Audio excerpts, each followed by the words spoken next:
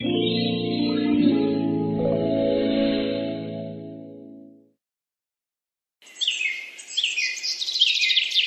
राम, ये चूल्हा तो उससे फिर गीला हो गया। अब ऐसे गीले चूल्हे में खाना कैसे बनाऊं? हर दिन इस चूल्हे का यही हाल हो जाता है। आंगन में ओस पड़ते ही गीला हो जाता है। अब छोड़ ना ममता, इसका जुगाड़ आकर देखते हैं। पहले चल जल्दी से जंगल से लकड़ियां ले आते हैं, नहीं तो फिर अंधेरा हो जाएगा।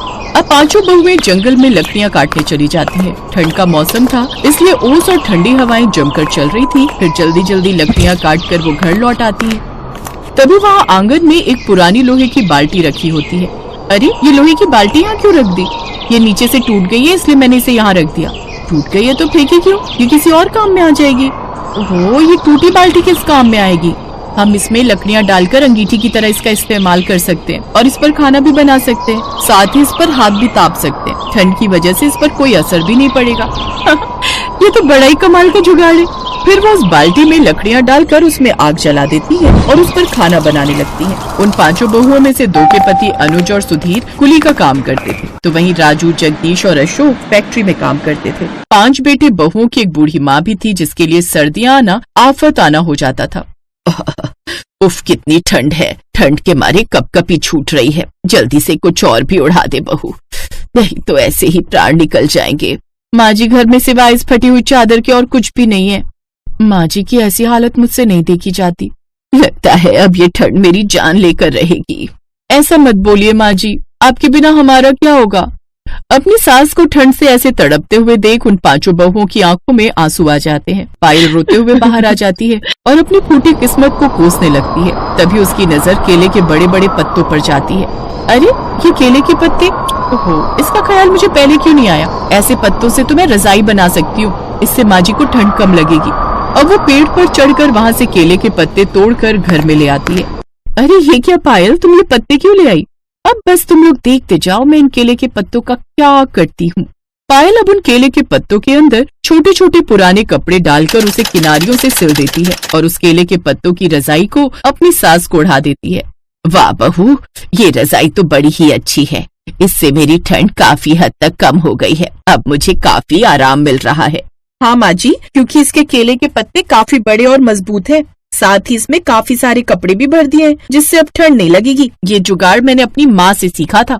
वाह, क्या कमाल का जुगाड़ लगाया आपने। लेकिन अब हम इन टूटी हुई खिड़कियों और छत से जो ठंडी हवाएं आती हैं उसका क्या करें? पायल, क्यों ना हम इन पर भी केले के पत्ते लगा दे? हाँ, इससे ठंड रुक जाएगी। अब वो लोग ऐसे ही करते हैं, जिससे काफी हद तक ठंड कम हो जाती है। लेकिन मजदूरी और कुली के काम की वजह से उनके पतियों की आमदनी इतनी कम थी कि कभी कभी तो भूखा ही रहना पड़ता था। भूख के मारे मेरी तो हालत खराब हो रही है। कल से हमने कुछ भी नहीं खाया है। 2 रोटी का आटा था, वो भी माँ जी को बना कर दे दी। चूहे तो मेरे पेट पे भी कूद रहे हैं यार।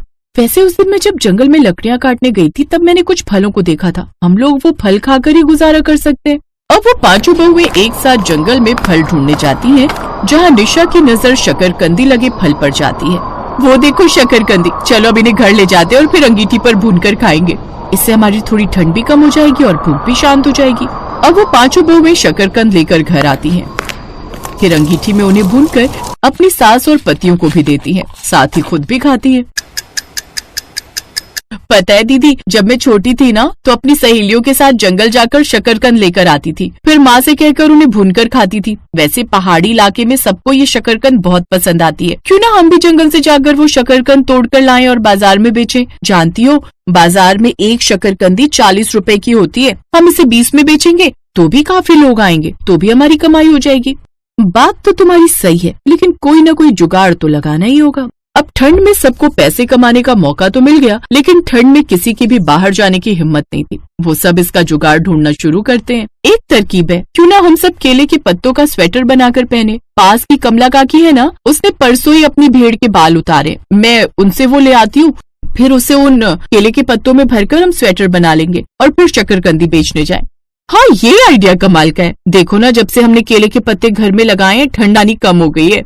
अब वो पांचों बहुएं अपने लिए केले के पत्ते तोड़कर लाती हैं। साथ ही मधु काकी से वो ऊन भी ले आती हैं। फिर उसे केले के पत्तों में भरकर वो स्वेटर बनाकर तैयार कर लेती हैं। साथ ही कुछ स्वेटर अपने पतियों के लिए भी बना देती हैं। फिर अगले दिन पांचों बहुएं बाजार में शकरकंदी बेचने चली जाती हैं। आओ आओ, गर्मा गर्म शकरकंद खाओ, आओ आओ। शकरकंदी, बड़ी भूख लगी है और सर्दियों में इससे अच्छी चीज और क्या होगी। कितने की प्लेट है? जी सिर्फ 20 रुपए। बहुत बढ़िया, फिर तो एक प्लेट लगा दो जल्दी से। तभी उनके पास कुछ ग्राहक और भी आते हैं और शकरकंदी खाने लगते हैं। उनमें से एक ग्राहक उन्हें देखकर कहता है, बहन जी अगर मैं गलत नहीं हूँ तो आपने केले के पत्तों के स्वेटर पहने हैं ना? जी बिल्कुल सही पहचाना आपने। कमाल है, बहुत से स्वेटर देखे लेकिन केले के पत्तों का स्वेटर पहली बार देखा है। और ये डिजाइन भी काफी अच्छा है। ऐसा डिजाइनदार स्वेटर आपने कहाँ से लिया? जी ये तो हमने अपने हाथों से बनाया है। वो क्या है ना, हमारे पास इतने पैसे नहीं कि हम नए ऊनी कपड़े ले पाए, इसलिए हमने ये खुद ही बनाया है। अगर आपको कोई प्रॉब्लम ना हो तो मैं आप सबकी एक फोटो ले लूं? हमारी फोटो? हाँ क्यों नहीं। अब वो औरत उन 5 की फोटो खींचकर सोशल मीडिया पर डाल देती है। केले के पत्ते का स्वेटर लोगों को बड़ा पसंद आता है।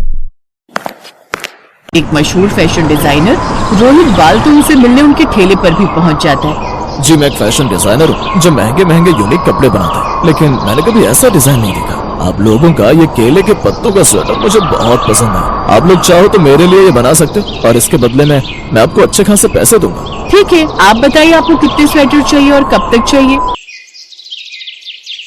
अब वो 5 बहुएं मिलकर उसके लिए केले के पत्तों का स्वेटर बनाकर तैयार कर लेती है, जिसके बदले वो उन्हें 1 लाख रुपए देता है। अब लोगों को ये केलों के पत्ते के स्वेटर की डिमांड और भी बढ़ जाती है, जिससे उनके पास अच्छे खासे ऑर्डर आने लगते हैं और वो खूब पैसे कमाने लगती हैं। और फिर वो 5 बहुएं अपने पति और सास के साथ खुशी खुशी रहने लगती हैं।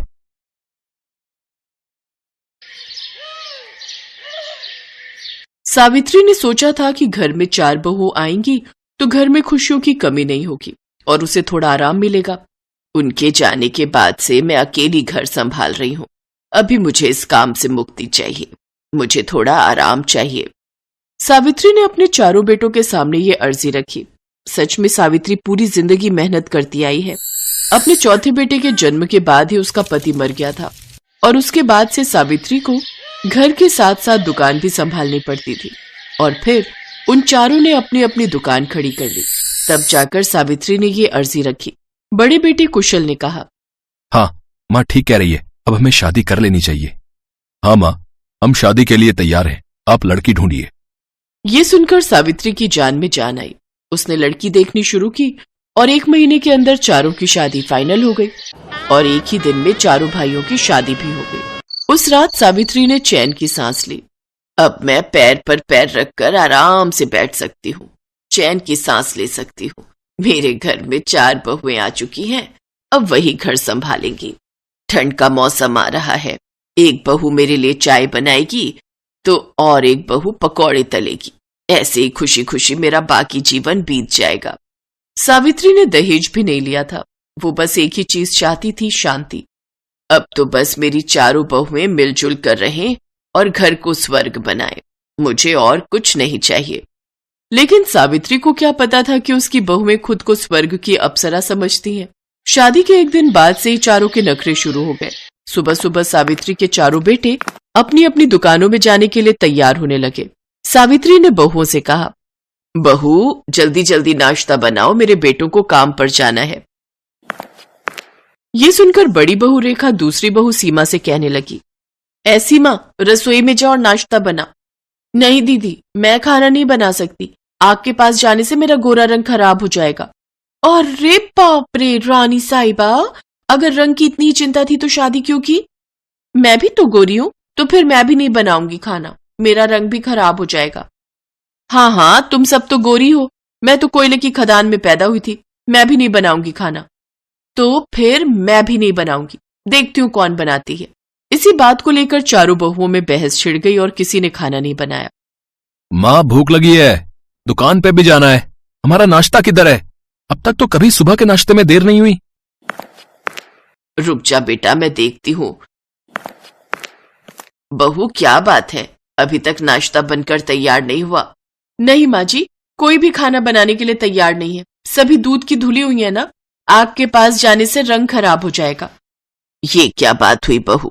ठीक है बड़ी बहू, तुम बड़ी हो, तुम अभी नाश्ता बना लो, मैं बाद में देखती हूँ इन सबको। नहीं, मैं क्यों बनाऊं, मैं बड़ी बहू हूं तो क्या हुआ, सब कुछ मैं नहीं कर सकती? सभी ने खाना बनाने से इनकार किया तो सावित्री को ही रसोई में घुसना पड़ा। लेकिन अपने बेटों के लिए उसने नाश्ता बना दिया। लेकिन उसके बेटे फिर भी नाराज हो गए। क्या माँ, आज कितनी देर हो गई? अपनी बीवियों को बोल, कोई भी खाना बनाने के लिए तैयार नहीं थी। अब हम दुकान छोड़ के घर के कलेश संभालेंगे क्या? आप संभालो ये सब। ये बोलकर चारों खाना खाकर दुकान के लिए निकल गए। बेचारी सावित्री दोनों तरफ से फंस गई। बहू, खाना मैंने बना दिया, अब बर्तन धोने का काम तुम लोगों का है। मैं नहीं धो सकती माँ जी, मैंने शादी के लिए नेल एक्सटेंशन किया था, मेरे नाखून खराब हो जाएंगे। मेरे हाथ कितने सॉफ्ट है माँ जी, बर्तन धोने से खराब हो जाएंगे। ये दोनों बर्तन नहीं धोएंगी तो मैं भी नहीं करूंगी। हाँ तो मैं भी नहीं करूंगी, सब कुछ मुझे क्यों करना पड़ेगा? सावित्री ने सोचा था कि घर में बहुएं आएंगी तो काम से छुटकारा मिलेगा, लेकिन यहां तो उल्टा पड़ गया। सावित्री का काम बढ़ गया। पहले 5 लोगों के लिए खाना बनाना पड़ता था, 5 लोगों के बर्तन धोने पड़ते थे, अब तो 9 लोगों का खाना और बर्तन करना पड़ रहा था। कैसी कामचोर बहुएं आई हैं घर में, मेरा सर दर्द बढ़ा दिया। हे भगवान, अब मैं क्या करूं? उसके बेटों ने भी सोचा था कि शादी करके उन्होंने जिम्मेदारी पूरी कर दी है, अब घर के मामले में उन्हें दखल देने की जरूरत नहीं पड़ेगी। लेकिन घर के अंदर तो उल्टा ही हो रहा था।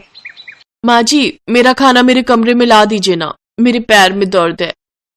माँ, मेरा खाना भी ला दीजिए ना, मेरे कमर में दर्द है, मेरे घुटनों में दर्द है, मेरा भी खाना ला दीजिए। मेरा भी खाना ला दीजिए, मैं क्यों सब कुछ करूं? और कोई तो कुछ नहीं कर रही है। इधर उधर दौड़ते और भागते हुए सावित्री की हालत खराब हो गई। अरे बाप रे, ये क्या हो गया? ये तो उल्टा ही पड़ गया, मुझे ही भागना पड़ रहा है, मुझे बैठने का भी मौका नहीं मिल रहा। इससे अच्छा तो पहले था, मुझे इतना ज्यादा भागना तो नहीं पड़ता था। सावित्री को सुबह से लेकर शाम तक भाग भाग कर काम करना पड़ रहा था। बहुओं के कपड़े भी धोने पड़ते थे और दिन रात ठंडे पानी से काम करते हुए सावित्री बीमार पड़ गई। सावित्री बेहोश होकर बाथरूम में गिर पड़ी। उसके बेटे घर पर नहीं थे। कुशल कुछ काम के लिए घर आया और बाथरूम में अपनी माँ को उसने इस हालत में देखा।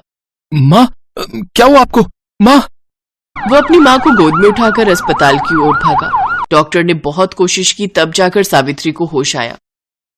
घर लौटकर सावित्री के चारों बेटों ने अपनी बीवियों को बहुत डांटा। शर्म नहीं आती तुम लोगों को, है? आज तुम लोगों की वजह से अगर मेरी माँ मर जाती तो क्या होता? हमें नहीं चाहिए ऐसी बीवियां जो हमारी बूढ़ी माँ का ख्याल तक ना रख सके। एक काम करो, सब अपना बैग पैक कर लो, हम आज ही तुम सबको तुम्हारे माँ बाप के घर छोड़कर आते हैं, हमेशा हमेशा के लिए। चलो। नहीं नहीं, ऐसा मत कीजिए, हमसे गलती हो गई। चारों बहुओं ने सावित्री और अपने पतियों से माफी मांग ली और उसके बाद से घर का हाल ही बदल गया। अब सावित्री 4-4 बहुओं के होने से आराम से पैर पर पैर रखकर बैठने लगी।